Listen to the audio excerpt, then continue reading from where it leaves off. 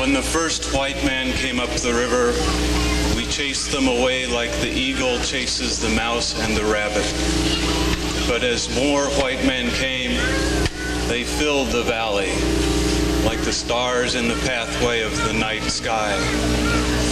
With them came a sickness that touched the white man but took the Indian.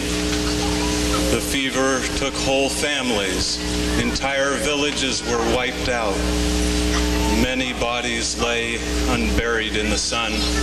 A baby cried all day, all night, for its mother, its father, its brothers or sisters.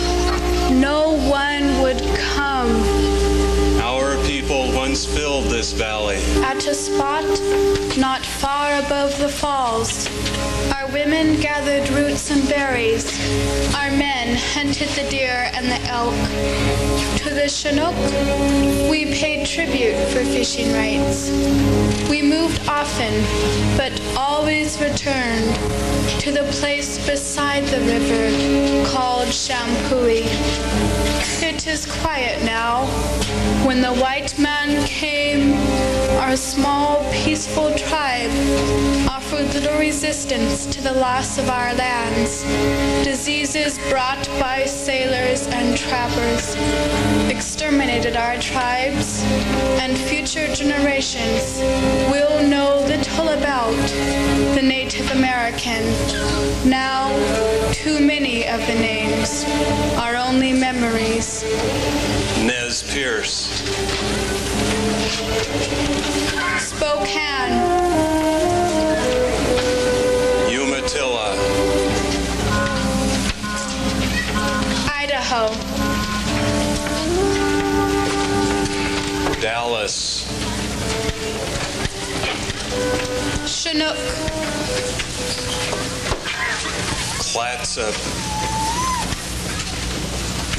Nehalem, and here in this valley, Kalapuya. But do not mourn for us, and do not think that we are gone and dead.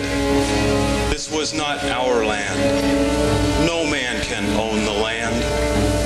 But people, this was our home, our being. Live with it better than your father's people have lived with us.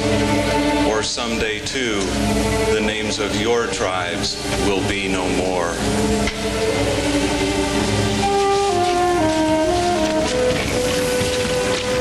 Lots of Indians are gone now. Killed by the white man's sickness that took so many of the chief's folks. Well, by this time, trappers were trying to make it as sodbusters. Missionaries were running from one end of the valley to the other. Settlers is worried about claim jumpers nestling on their land. And folks is arguing amongst each other. Fighting about who they was and just what kind of a land this was going to be. And in the midst of all that fight, something's trying to be born. There's an idea that's been around for a long, long time. It just needs to get fired up now and then. The idea of people getting together and working together. Trying to do something together that no one man can do alone. And we called it Oregon. There was a mighty important decision about to be made out there. It'll mean a great deal to families like yours. Yes, Oregon was about to be born right there at Champoeg. But like everything else in this land, it's not an easy birth. Settlers favored up a provisional government so that one day they could stand under a U.S. flag. But the French Canadians are against it.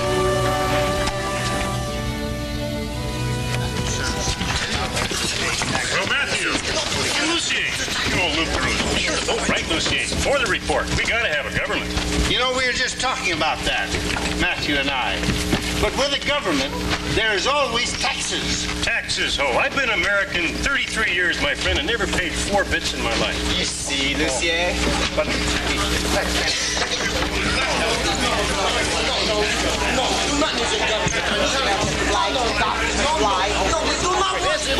Gentlemen, please, we can't all talk at once. We're getting nowhere. Gentlemen, the American flag flying over this territory. Gentlemen, if we all talk at once, this meeting will be worthless. Now we have before us a motion for the establishment of a provisional government. Question on the matter.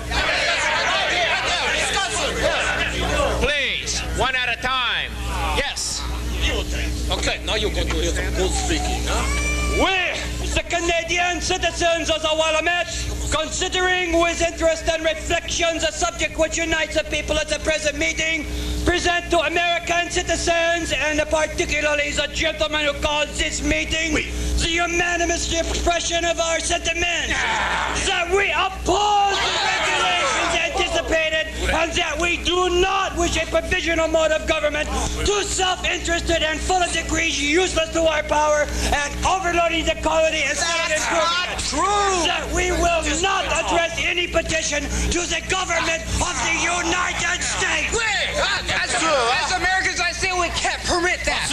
French Canadians don't go along with our provisional government. It'll create nothing but problems. We will have problems if we have this government. It was Rimmel who could hide under the Hudson's Bay flag and escape justice by McLaughlin's denial of our jurisdiction. No, McLaughlin is not government up until now. Wait, what's your hurry, huh? Because I worked hard to clear and shape my land, and I don't want the same thing that happened to me and my family as happened to you and young. When you and young died, there's no way to settle his estate because we didn't have a government. No, we do not do no reason to manufacture. If you Americans don't like the way things are around here, you have the choice to leave and go back where you came from. I say the same thing to you, Canadian. That McLaughlin is a dictator. He's a tyrant, and we gotta get him out. What? You don't know him. He's held me alive. Ain't no one to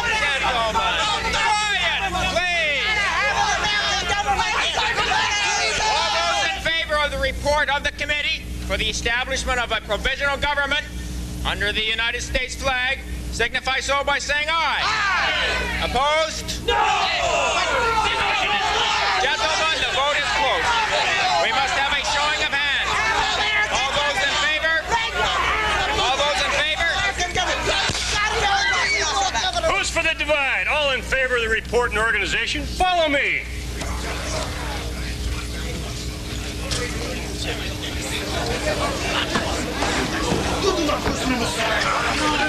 Let's vote with the Americans, yes? The Americans? If we do not, and this becomes American country, what then?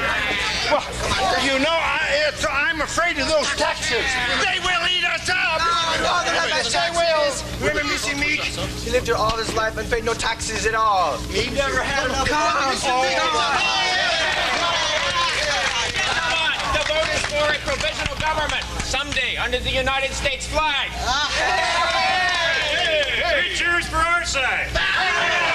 Freedom! I say go meet for our first high share of this here provisional government! It's a little irregular, but all those in favor? I say it's time we did some celebrating around these parts.